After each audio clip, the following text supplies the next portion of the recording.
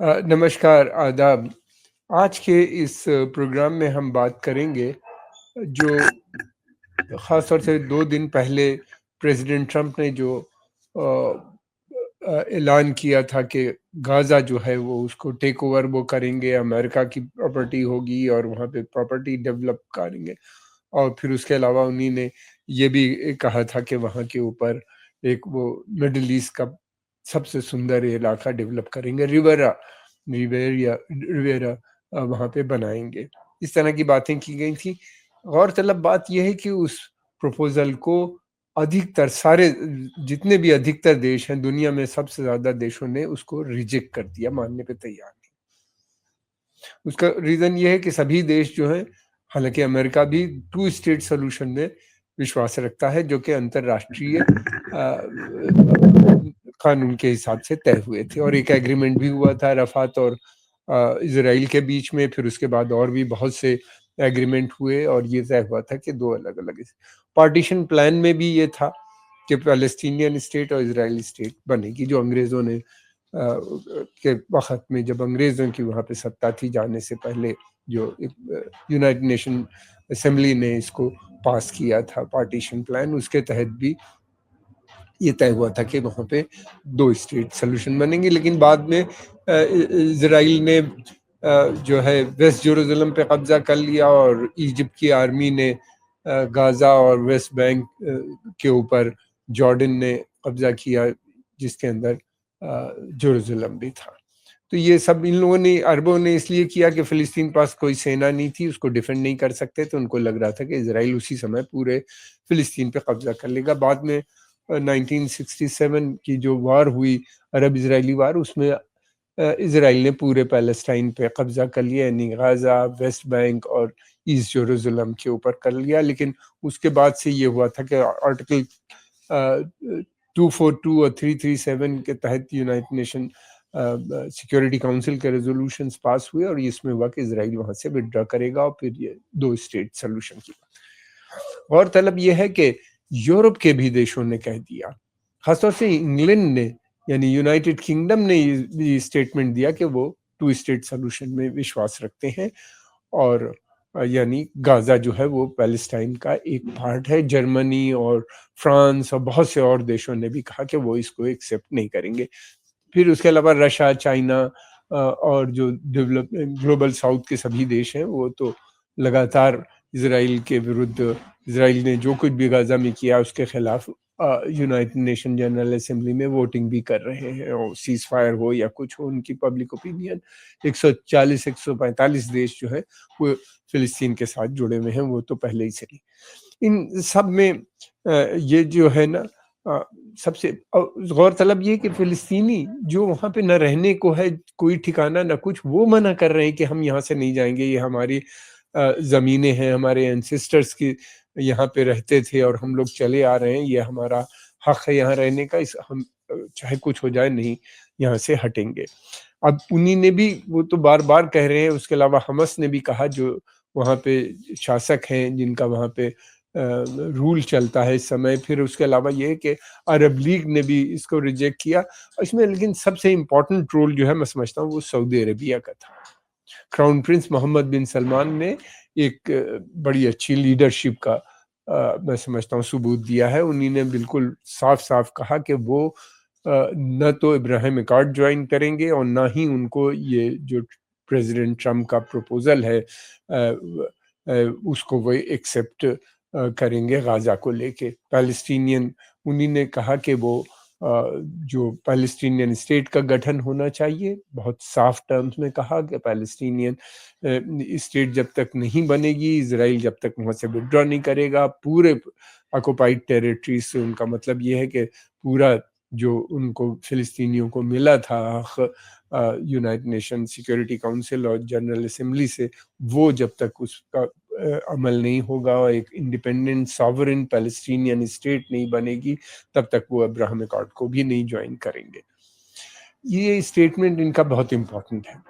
Important in the sense है कि उन्हीं ने ये साफ-साफ कह दिया कि हम जो है फ़िलिस्तीनियों के साथ हैं। ये एक लीडरशिप का सबूत है उनके, और दूसरी बात ये भी है कि उन्हीं ने ये भी कम्युनिकेट कर दिया इससे कि जो उन्हीं ने पॉलिसी को अडॉप्ट किया है, इनके आने वाले समय में Saudi Arabia independent foreign policy बनाएगा, अपने हित में काम करेगा, नेशनल हित में जो किंगडम के है उसमें काम करेगा। सऊदी अरबिया जो है सभी देशों से अच्छे संबंध बनेगा। गौरतलब ये है कि सऊदी की कोई ऐसी पॉलिसी नहीं है कि जो अमेरिका के विरुद्ध हो। सऊदी चाहता है कि अमेरिका के साथ उसके अच्छे संबंध बने रहें, मगर साथ में वो चाइना, रशिया और ब्रिक्स के दूसरे जो देश हैं, जो बदलते हुआ परिवेश है, जो बदलती हुई सिनेरियो है पूरी दुनिया का, उसमें वो पीछे नहीं रहना चाहता। वो भी एक बड़ा रोल प्ले करना चाहता है आगे से आगे। और एमबीएस को लगता है कि ये तभी संभव होगा कि जब वो इंडिपेंडेंट फॉरेन पॉलिसी हो, सेल्फ रिलायंस हो, और अपना वो ये भी चाहते हैं कि तेल के ऊपर जो निर्भरता है सऊदी अरबिया की वो भी कम हो। तो टूरिज्म और इंडस्ट्री डेवलपमेंट की भी बात कर रहे हैं, और नए शहर की भी बनाने की बात कर रहे हैं। तो ये जो था उन्हीं ने इस तरीके से जिस तरीके से किया कि उनको वो बात कर रहे हैं कि सेना भी अपनी डेवलप करेंगे आने वाले समय के अंदर। और वैसे एक अलायंस भी सऊदी अरेबिया ने बनाया है इस्लामिक देशों का, जिसमें इजिप्ट, सूडान और दूसरे यूएई और सऊदी अरेबिया ही उसका लीडर है इस अलायंस का, मिलिट्री अलायंस है, जो कि यमन में जिसका रोल था वो यमन में अच्छा रोल नहीं था इन लोगों का, और ये हरा भी नहीं पाई उनको। लेकिन ये कि वो एक मिलिट्री अलायंस की आपस में बात कर रहे हैं। दूसरी तरफ ये भी है कि ईरान से भी उन्हीं ने अपने रिश्ते बना लिए हैं, और ये भी कम्युनिकेट लगता है कि आने वाले समय में वो रिश्तों को बरकरार रखेंगे, ऐसा लगता है मुझे। और ये सऊदी अरेबिया बार-बार ये भी कह रहा है कि वो इस क्षेत्र में कोई नई वॉर अब नहीं चाहता, इसलिए कि पिछले 20-30 सालों से लगातार वहाँ पे टेंशन, वॉर और डेथ एंड डिस्ट्रक्शन हो रहा है। तो अब वो उसके विरुद्ध हैं मोहम्मद बिन सलमान, जो कि वहाँ के क्राउन प्रिंस हैं। लेकिन इस पूरे उसके अंदर जो सबसे इम्पोर्टेंट है, जो इनका प्रेसिडेंट ट्रम्प का बयान आया है, वो है कि वो इन लोगों को निकाल के इजिप्ट और जॉर्डन में सेटल करना चाहते हैं, इन फ़िलिस्तीनियों को गाज़ा से निकाल के। और ऐसा लगता है कि बाद में वेस्ट बैंक से भी लोग निकाले जाएंगे, जिस तरह की वहाँ पे इजराइल हरकतें कर रहा है, जिस तरीके से जेनीन के अंदर उसका ऑपरेशन चल रहा है, जो कि बड़ा हिस्टोरिक शहर है फ़िलिस्तीन का, एंशिएंट सिटीज़ में से एक है जेनीन। उसके अंदर जिस तरीके से लोगों को मारा जा रहा है, और वहाँ के ऊपर जो इनका मिलिट्री ऑपरेशन चल रहा है, ये कह के कि हम आतंकवादियों को निकालने के नाम पे, वहाँ पे भी बिल्कुल वैसे ही हो रहा है जैसा कि गाज़ा में हमने देखा था।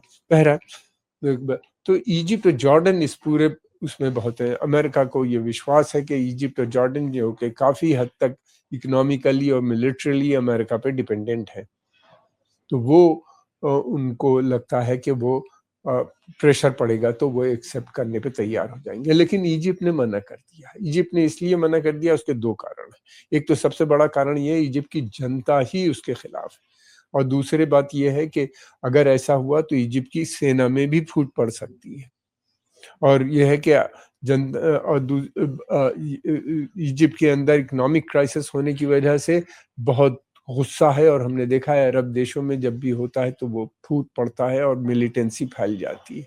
तो उनको डर इस बात का है, इजिप्ट को भी और जॉर्डन को भी, दोनों जगह पे ये है कि कहीं ऐसा ना हो कि जनता खिलाफ हो जाए, शासकों के खिलाफ, और एक अराजकता फैलने का डर उनको लगता है। इस कारणवश भी बात कर। दूसरी बात ये कि अब सऊदी अरेबिया खुल के, क्योंकि उसने अपोज किया है, और सऊदी अरेबिया का बहुत इन्फ्लुएंस है इजिप्ट के ऊपर ख़ास तौर से, और जॉर्डन से उनके संबंध इतने बुरे भी नहीं हैं। इस वक़्त तो जॉर्डन को भी उनकी ज़रूरत होगी।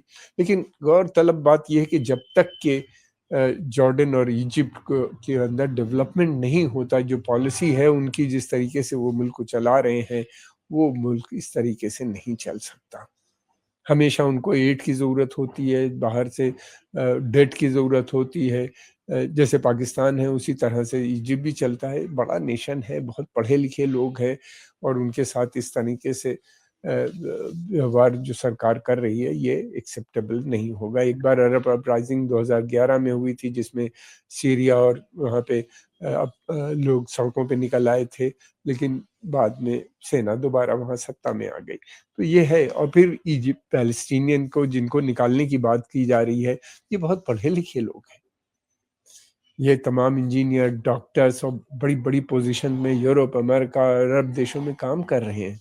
फिर उसके अलावा ये कि इनकी बहुत रिस्पेक्ट है, ये बड़े ऑनर के साथ रहते हैं, जी रहे हैं। इनकी एक अपनी अना है, जिसे कहते हैं। और फिर उसके बाद जो इनकी जो समस्या है, प्रॉब्लम जो इनको आई है, इनको पैसे की, गरीबी, किसी तरह की कोई चिंता परेशानियाँ नहीं थी। इनकी परेशानी तो जब बढ़ी पिछले 17 साल से इनको ब्लॉकेड यहाँ पे इज़राइल ने इम्पोज़ कर दिया, ना ये जा सकते हैं बाहर, ना आ सकते हैं, ना सामान जो कुछ आता था, उनकी मर्ज़ी से आता था, फिर बाद में सीज लगा दी वहाँ के ऊपर। वो उसी सीज को तोड़ने के लिए हमास ने जो ये मिलिट्री ऑपरेशन किया था अपना इज़राइल के अंदर, जिसके अंदर 1200 लोग मरे, उसकी भी हम निंदा करते हैं। वो भी अच्छी बात नहीं थी। और दूसरी तरफ ये भी है कि 250 51 लोगों को इन्हीं ने बंदी बनाया। और सीज के बदले में हुआ क्या कि पूरा इज़राइल ने गाज़ा को ध्वस्त कर दिया। और तकरीबन 90-95% वहाँ के स्कूल, कॉलेज, हॉस्पिटल सब चीज़ बन गई। वहाँ पे रहने लायक नहीं छोड़ा है। मगर उसके बाद भी लोग वहाँ पे जाने छोड़ने को तैयार नहीं उस मुल्क को। वो कहते हैं ये उनकी धरती है, वो उसको दोबारा से बनाएँगे। अब ये है कि ये लोग वहाँ पे सेंचुरीज़ से रह रहे हैं। वहाँ के ऊपर जो मस्जिदें हैं और फिर जो चर्चेज़ हैं गाज़ा के अंदर, वो अमेरिकन स्टेट से भी ज़्यादा पुराने 600-800 साल पुराने हैं, 1200 साल पुराने हैं। जब वहाँ पे और गौरतलब ये है कि उन चर्च को इन्हीं ने डिस्ट्रॉय किया है। उसको भी मस्जिदों को भी तोड़ा है। कई 100 मस्जिदें तोड़ी हैं, ध्वस्त कर, अस्पताल और स्कूल के साथ-साथ। तो ये जो नीति है फिर अ, इसको मैं नहीं समझता कि ये अरब कभी भी एक्सेप्ट करेंगे। और दूसरी बात ये कि अमेरिका के भी हित में नहीं है इस तरह की बात करना। वो अपने जो उनके एलाइज़ हैं, उनको भी वो मुश्किल प्रॉब्लम में डाल रहे हैं। और ये सोच लेना कि अराजकता फैल जाएगी तो भी वो मेंटेन कर लेंगे इज़राइल अपनी सिक्योरिटी, ये गलत होगा। हमास के साथ तो उनको लड़ने में 16 महीने से लड़ रहे हैं। 47,000 लोगों को मर गए इसमें, और उसमें मरने वालों में ज़्यादातर औरतें और बच्चे हैं। फिर उसके अलावा 10,000 मिसिंग है, 1 लाख से ज़्यादा ज़ख्मी हैं। उसके बाद भी हमास वहाँ पे अभी भी बना हुआ है। तो फिर अगर इजिप्ट और जॉर्डन में अराजकता फैलती तो इज़राइल के लिए तो बहुत बड़ी समस्या होगी और पूरे क्षेत्र के लिए एक बड़ी समस्या होगी। मैं समझता हूँ कि ये तो अमेरिकन हित में भी नहीं है। बहरहाल हम कौन होते हैं ये बात करने वाले, लेकिन अमेरिका में बहुत लोग इस बात को समझते हैं। अमेरिका में भी इसके खिलाफ बातचीत होने लगी है। और यही नहीं बल्कि कांग्रेस, रिपब्लिकन पार्टी के अंदर भी को लेके कुछ लोग नाराज़ नज़र आ रहे हैं, सहमत नहीं है उनकी। सबसे इम्पोर्टेंट बात ये है कि ऐसा लगता है कि अमेरिका और इज़राइल पूरी तरीके से जुड़ गए हैं और इनको पश्चिमी देशों की, यानी यूरोप जो पुराना उनका एलाई था, उसकी भी फ़िक्र नहीं है। जिस प्रकार से प्रेसिडेंट ट्रंप बात कर रहे हैं कि हम वेस्टर्न यूरोप पे भी सैंक्शन लगाएँगे, हम वेस्टर्न यूरोप से भी डील करेंगे। उनको लगता है कि इज़राइल सबसे इम्पोर्टेंट है और वो जो पुराना अलायंस है, वो भी खतरे में। ये पहली दफ़े हुआ है कि ब्रिटेन यानी यूनाइटेड किंगडम और जर्मनी और इन सब देशों ने खुल के जो प्रेसिडेंट ट्रम्प का बयान था उसको उसकी निंदा की है, उसके खिलाफ बात की है और फिलिस्तीन के स्टेट के गठन की, टू स्टेट सॉल्यूशन की बात की है। अब देखना यह है कि प्रेसिडेंट ट्रम्प क्या इस प्रपोजल को वापस करते हैं। हालांकि कुछ चेंजेस की बात वहाँ पे शुरू हो गई है, लेकिन यह है कि जब तक कि ये पूरा रिवर्स नहीं होगा और जब तक कि वहाँ के ऊपर फिलिस्तीन का गठन नहीं होगा, तब तक मैं समझता हूँ कि जो है वो अमन शांति ना तो इज़राइल में आएगी, ना पूरे क्षेत्र के लिए भी ये अच्छा है। भारत समेत सभी देश चाहते हैं कि उनका विश्वास जो है, यूरोप और अमेरिका में भी कभी विश्वास है कि टू स्टेट सॉल्यूशन बनना चाहिए। लेकिन ये बाईपास करके जो ट्रम्प की नीति है, जिस तरीके से फर्स्ट टर्म में उन्हीं ने किया था कि सेटलमेंट को भी रिकॉग्नाइज कर दिया, फिर उसके अलावा जो वो था गोलान हाइट्स को भी कह दिया कि इज़राइल का पार्ट है।